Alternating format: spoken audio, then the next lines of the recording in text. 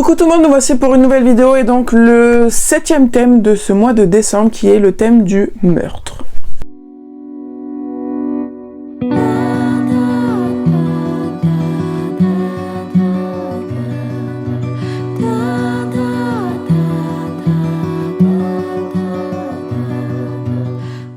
Alors, meurtre, donc thriller, polar, policier. J'ai lu énormément de polar et policiers, de thriller cette année, vraiment, ça fait partie des thèmes prédominants de mes lectures. Mais compliqué de choisir un livre, donc là j'ai choisi un auteur. Un auteur pour lequel j'ai eu un énorme coup de cœur pour absolument tous ses livres et pour le fait aussi que j'ai absolument lu tous ses livres d'une traite, vraiment c'était impossible pour moi de lire autre chose en attendant. Il s'agit de Alexis Lepsker et sa série du commissaire Venturi et de la psychocriminologue. Donc là, nous avons la quadrilogie. Donc le premier tome, c'est Les poupées. Le deuxième, c'est Hurlement. Le troisième, c'est D'entre les morts. Et le quatrième, c'est À couper le souffle. Là, vous voyez, l'impatience, c'est que là, j'ai pu me les acheter en poche. Mais celui-là, je voulais tellement lire, je pouvais pas attendre qu'il sorte en poche. Donc je l'ai acheté en grand format. Donc j'ai adoré cette série de romans de cet auteur, bien que le premier que j'ai lu, je ne l'ai pas. Je l'avais lu en emprunt. Il s'agit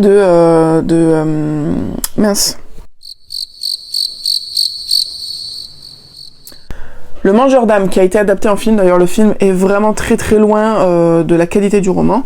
Mais Alexis Lepsker m'a vraiment énormément plu. J'ai un énorme coup de cœur pour cet écrivain. Ses thrillers sont vraiment glaçants, sont rapides, sont efficaces, avec des personnages torturés, avec des forts caractères qui n'hésitent pas à se rentrer dedans, qui font ce qu'ils peuvent, qui ne traînent pas la patte, c'était tellement puissant cette série-là. Et j'ai vraiment adoré donc ces 5 livres d'Alexis Lepsker.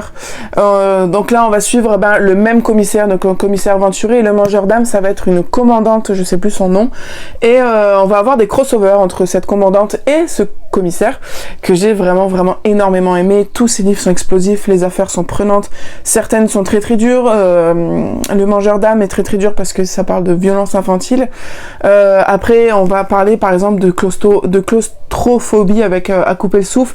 On va parler de Les poupées, c'est du dépeçage d'humains, des rites sataniques, des hurlements, c'est avec des fétichistes, et D'entre les morts, ça va être des psychoses, de vouloir refaire vivre une personne, donc avec des fantômes, donc ça va frôler parfois le paranormal, mais tout va être très rationnel à la fin, vous inquiétez pas.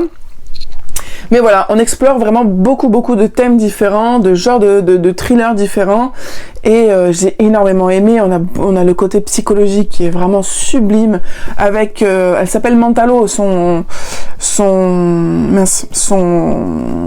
surnom, son Mentalo, mais je sais plus, Olivia Montalver, voilà, c'est la psychocriminologue.